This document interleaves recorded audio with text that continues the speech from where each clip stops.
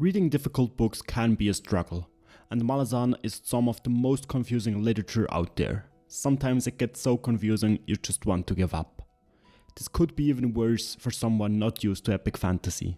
Reviews for Gardens of the Moon make this obvious. Many people struggle to even get past this first book because it's long, the language used isn't easy, and Erikson rarely explains anything. So is it even worth the effort? Yes, it definitely f***ing is. When I started Malazan, I had already read some epic fantasy, like the Kingkiller Chronicles or George R.R. Martin's A Song of Ice and Fire. And now after I have also read Brandon Sanderson's Stormlight Archives.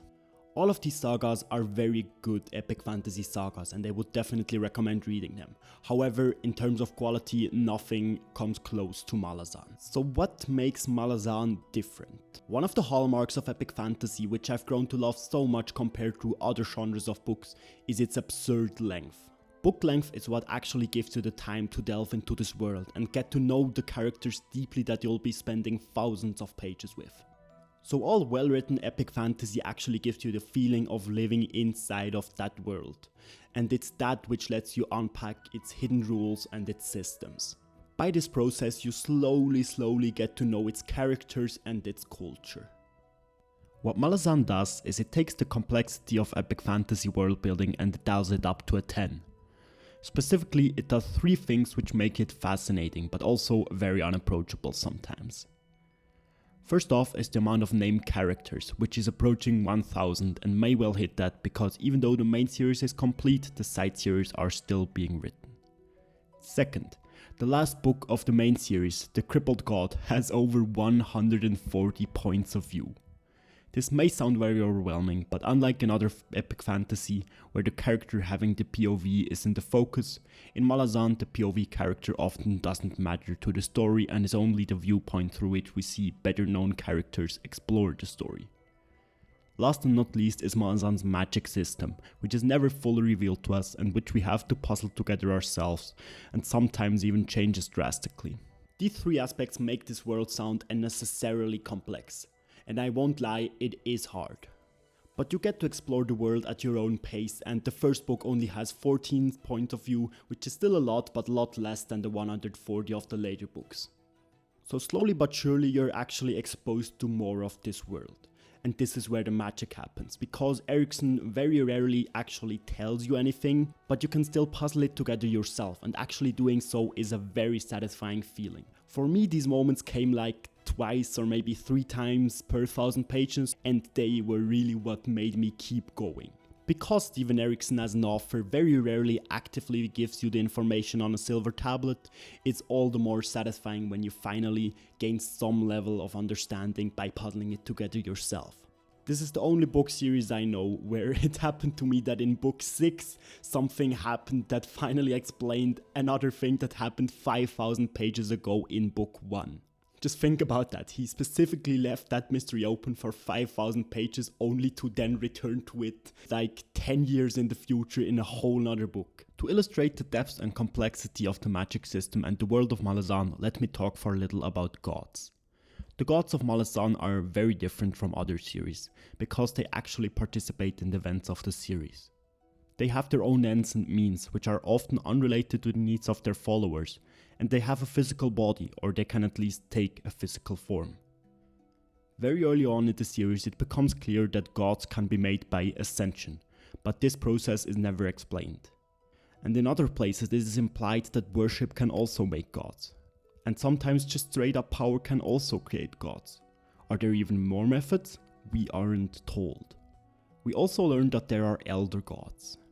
Are these gods the same as ascendants, but they just became gods a whole lot earlier? Guess what? We aren't told. Worse yet, sometimes we get contradicting information in side series like the Carcanus trilogy, which are also canon works. So what do these gods do? Some of them command magic. Some of them offer magic to other characters. Some even control concepts like luck or a card game.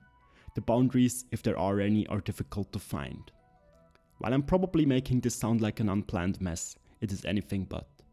It is a mess, but it is one that can be untangled given enough time. And that is exactly what makes difficult books worth reading. So why am I calling Malazan the Dark Souls of books? Just like in video games where bosses can be overtuned and just straight up unfair and out of your control as a player, in books sometimes author can just stack complexity on top of complexity just for its own sake, which then makes for a pretty bad reading experience. What I'm trying to get at is that Malazan is difficult, but the difficulty isn't one that stems from the inability of the author, and it is one that can be mastered, which is a crucial distinction. So like in the game Dark Souls, you can actually start to fit together pieces of this unfair feeling world. And when you do that, it starts to make sense.